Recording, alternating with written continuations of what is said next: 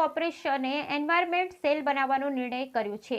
Global વોર્મિંગને પગલે ઉદ્ભવતી સમસ્યાઓને લઈ પાણી, હવા અને જમીન આ ત્રણેય ક્ષેત્રે એન્વાયરમેન્ટ સેલ કામગીરી કરશે, જે રિન્યુએબલ એનર્જીને પ્રોત્સાહન આપી કાર્બન ડાયોક્સાઇડની માત્રા ઘટે અને ઓક્સિજનની માત્રા વધે તે દિશામાં પ્રયત્નો હાથ ધરશે તેવું સ્ટેન્ડિંગ કમિટીના ચેરમેન દેવાંગભાઈ દાણીએ જણાવ્યું હતું। જે રીતે દિવસે દિવસે ગ્લોબલ વોર્મિંગ અને દરેક દેશ અને દરેક શહેર સમક્ષ અનેક સમસ્યાઓ ગ્લોબલ વોર્મિંગને કારણે ઉદ્ભવતી જતી હોય ત્યારે મહાનગરપાલિકાએ આજે એક ઉત્તમ કાર્ય કરી એન્વાયરમેન્ટ સેલની એક રચના કરી છે। તેના કામને મંજૂરી આપવામાં આવી છે।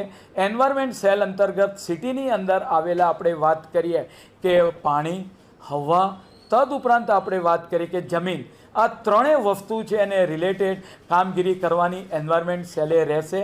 તદુપરાંત રિન્યુએબલ એનર્જી છે એ રિન્યુએબલ એનર્જીને પ્રોત્સાહન મળે અને સિટીમાંથી કાર્બન ડાયોક્સાઇડની માત્રા દિવસે દિવસે ઘટે અને ઓક્સિજનની માત્રા વધે એ માટે એન્વાયરમેન્ટ સેલ અંતર્ગત સિટીના લોકોનું લાઈફસ્ટાઈલ સારી રીતે જાય એ માટે એન્વાયરમેન્ટ સેલની કાર્યપદ્ધતિ રહેશે। તેની અંદર એન્વાયરમેન્ટ એન્જિનિયરો મહાનગરપાલિકાની અંદર 6 જેટલા એન્વાયરમેન્ટ એન્જિનિયરો માસ્ટર્સ કક્ષાના છે તે લોકોનો આ સેલની અંદર ઉપયોગ કરવામાં આવશે। પરિણામે એર ક્વોલિટી હોય, વોટર ક્વોલિટી હોય અને લેન્ડ ક્વોલિટી હોય।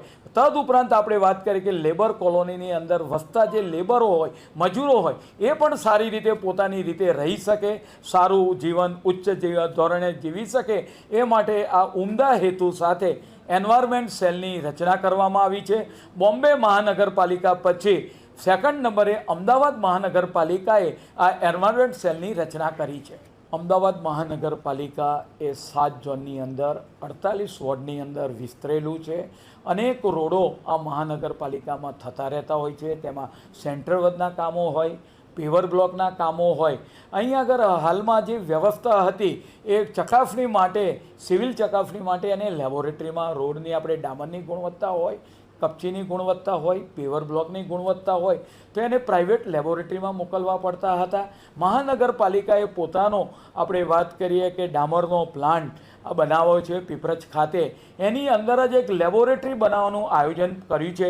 પરિણામે તમામ સિવિલ વર્ક એની જો ચકાસણી કરવી હોય તો એક જ જગ્યાએથી થઈ શકે અને કોર્પોરેશન હસ્તકની પોતાની જ લેબોરેટરીમાં થઈ શકે એ માટે પોતાની લેબોરેટરી, જે રીતે મહાનગરપાલિકાને પોતાની ફૂડ લેબોરેટરી છે એ રીતે વાત કરીએ કે સિવિલ વર્ક માટે જ્યારે 90% કામ મહાનગરપાલિકાની અંદર સિવિલ વર્ક થતું હોય તો સિવિલ જે વપરાતા જે વસ્તુઓ છે એની ચકાસણી એક જ જગ્યાએથી થાય એ માટે ટેસ્ટિંગ માટેની લેબોરેટરીનું કામ એ મંજૂર કરવામાં આવ્યું છે। સ્ટાર્ટઅપ આદરણીય દેશના વડાપ્રધાને યુવાનો નવા સ્ટાર્ટઅપ દેશમાં ઊભા કરે તે માટે પ્રોત્સાહિત કર્યા હતા। લાખોની સંખ્યામાં યુવાનો આ સ્ટાર્ટઅપમાં જોડાયા અને પોતાનું નવું ઇનોવેશન દેશને આપ્યું છે। અમદાવાદ મહાનગરપાલિકાની અંદર પણ આવનાર સમયગાળા દરમિયાન રિવરફ્રન્ટ ખાતે લગભગ નવેમ્બર-ડિસેમ્બરની અંદર સ્ટાર્ટઅપ ફેસ્ટિવલ કરવામાં આવશે। અર્બન પ્લાનિંગની સમસ્યાને લગતા સ્ટાર્ટઅપ જે વિદ્યાર્થીઓ આંતરપ્રિય વિકસાવ્યા હશે એ લોકોને પ્રોત્સાહિત કરવા માટે ત્યાં આગળ સ્ટાર્ટઅપ ફેસ્ટિવલ કરવામાં આવશે। અનેક અર્બન પ્લાનિંગની જે સમસ્યા હોય છે આ વિદ્યાર્થીઓ દ્વારા એનો ઉકેલ લાવવામાં આવતો હોય છે અને એના આયોજનના ભાગરૂપે એ લોકોએ જે પણ સ્ટાર્ટઅપ રજૂ કરશે ત્યાં આગળ અને અનેક અર્બન નગરપાલિકાઓ એની અંદર પણ જોડાશે। એએમટીએસ અને બીઆરટીએસ લગભગ રોજના 5 થી 6 લાખ લોકોને અમદાવાદ મહાનગરમાં એક જગ્યાએથી બીજી જગ્યાએ પહોંચાડે છે।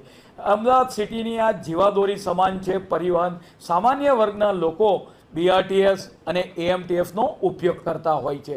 એની અંદર હાલ પાસનો નિર્ણય કરવામાં આવે જે આપણે સિનિયર સિટીઝનો છે 65 વર્ષથી ઉપરના એ તમામ લોકો આ બીઆરટીએસની અંદર અને એએમટીએસમાં પોતે મફત પાસ કરાવીને મફત મુસાફરી કરી શકશે।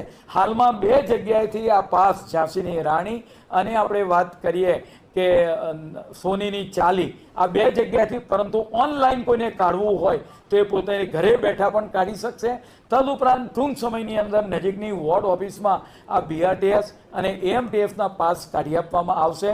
પરિણામે એમાં અલગ અલગ પ્રકારની આપણે વાત કરીએ કે સુવિધા પણ મૂકી છે.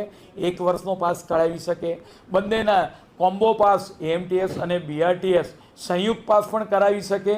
તો આ રીતે આપણે વાત કરીએ કે લોકોની ટ્રાન્સપોર્ટેશનની સુવિધા માટે આ પાસ માટેની આ સુવિધા ઊભી કરવામાં આવી છે.